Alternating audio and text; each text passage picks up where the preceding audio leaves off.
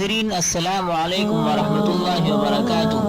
اگر ابھی تک آپ نے ہمارے چینل الحق کو سبسکرائب نہیں کیا تو برائے مہربانی سبسکرائب کر لیجیے اور بیل آئیکن پر بھی کلک کر لیجیے تاکہ ہماری آنے والی ویڈیو سے باخبر رہ سکیں۔ بسم اللہ الرحمن الرحیم وبہ نستعین اما بعد۔ قال اللہ تعالی فی القرآن المجید فاعوذ باللہ من الشیطان الرجیم بسم اللہ الرحمن الرحیم۔ لِيَشْهَدُوا مَنَافِعَ لَهُمْ وَيَذْكُرُوا اسْمَ اللَّهِ فِي أَيَّامٍ مَّعْلُومَاتٍ عَلَى مَا رَزَقَهُم مِّن بَهِيمَةِ الْأَنْعَامِ فَكُلُوا مِنْهَا وَأَطْعِمُوا الْبَائِسَ الْفَقِيرَ ثم ليقضوا تفثهم وليوفوا نذورهم وليطوفوا بالبيت العتيق صدق اللہ العظیم۔ محترم بزرگوں اور بھائیوں، انشاءاللہ آج ہم آپ کے سامنے حج کے کچھ مخصوص ایام کے تعلق سے باتیں کریں گے اور یہ بتائیں گے کہ وہ مخصوص ایام کتنے ہیں اور ان مخصوص ایام میں کیا کیا عمل کرنے چاہیے۔ حج کے مخصوص ایام 5 ہیں۔ نمبر 1 8ویں ذی الحجہ، نمبر 2 9ویں ذی الحجہ، نمبر 3 10ویں ذی الحجہ، نمبر 4 11ویں ذی الحجہ اور نمبر 5 12ویں ذی الحجہ۔ یہ حج کے 5 مخصوص دن ہیں اور ان مخصوص دنوں کو حج کے دن بھی کہا جاتا ہے۔ آج ہم پہلے دن کے تعلق سے بات کریں گے اور یہ بتائیں گے کہ 8ویں ذی الحجہ کے اندر کیا کیا عمل کیے جاتے ہیں۔ 8ویں ذی الحجہ کے اندر 2 عمل کیے جاتے ہیں۔ پہلا احرام باندھنا، دوسرا مینا میں جانا۔ احرام ان لوگوں کے لیے ضروری ہے جو حج تمتع کر رہے ہو یا جو لوگ حدود حرم میں رہتے ہو یا وہ لوگ جو حدود میقات میں رہتے ہیں، تو ان کے لیے 8ویں ذی الحجہ کو یا 8ویں ذی الحجہ سے پہلے احرام کا باندھنا ضروری ہے۔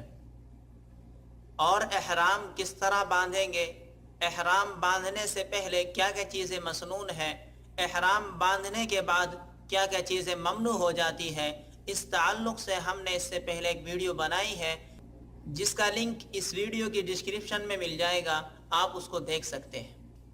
دوسرا کام مینا میں جانا۔ مینا 2 پہاڑوں کے درمیان ایک وسیع میدان ہے جو خانہ کعبہ سے 3 میل کے فاصلے پر ہے۔ 8ویں ذی الحجہ کی صبح صادق کو مینا میں جانا مسنون ہے،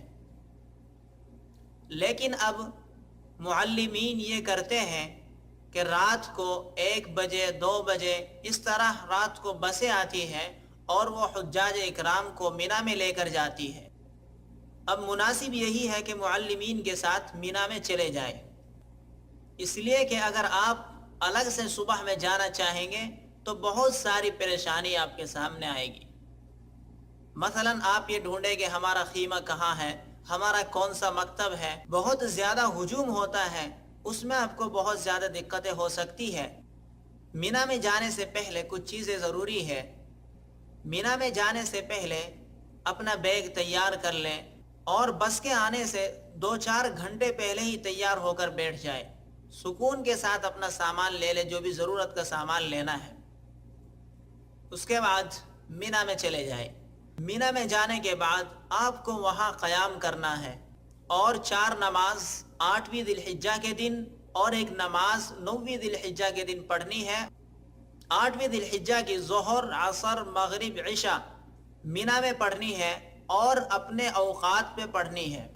اس کے بعد 9ویں ذی الحجہ کے فجر کی نماز پڑھنے کے بعد آپ عرفات کے لیے روانہ ہو جائیں گے۔ اب ایک بات یہاں یہ سمجھ لینی چاہیے، اگر ہمارا قیام مکہ اور مینا کو ملا کر 15 دن یا اس سے زیادہ ہوتا ہے تو ہم پر پوری نماز پڑھنا ضروری ہے، اور اگر ہماری یہ مدت 15 دن سے کم ہوتی ہے تو اب ہم قصر نماز پڑھیں گے۔ اگر ہم با جماعت نماز پڑھ رہے ہیں تب تو پوری نماز پڑھیں۔ اور مینا کے اندر صبر و تحمل سے کام لے، گالی گلوچ نہ کرے، وہاں پر لڑائی جھگڑا نہ کرے، برداشت کا مظاہرہ اپنے اندر رکھے، اور جتنے نیک کام ہو نیک کام کرے، ذکر و اذکار کرے، کثرت سے دعائیں کرے، اللہ سے دعائیں مانگے، جو آپ کی حاجت ہو اللہ سے مانگے۔ یہ وہ مخصوص 5 دن ہے جن کا ایک لمحہ بھی انسان کو ضائع نہ کرنا چاہیے۔ ہر ایک لمحہ بہت قیمتی ہے، باتیں نہ کرے، اللہ کا ذکر و اذکار کرے، قرآن پڑھے، نماز پڑھے، تسبیح پڑھے، اور جو بھی ذکر و اذکار آتے ہیں اردو میں، عربی میں، جس زبان میں بھی آئے ان سب کو پڑھیں۔ یہ 2 کام 8ویں ذی الحجہ کے دن ہوتے ہیں۔ اللہ تعالی ہمیں اس دن کی قدر کرنے کی توفیق عطا فرمائے، اور زیادہ سے زیادہ نیک کام کرنے کی توفیق عطا فرمائے، اور گناہوں سے بچائے۔ اللہ تعالی ہمارے اس دن کو قبول فرمائے، ہمارے حج کو قبول فرمائے۔ آمین۔ وآخر دعوانا ان الحمد للہ رب العالمین۔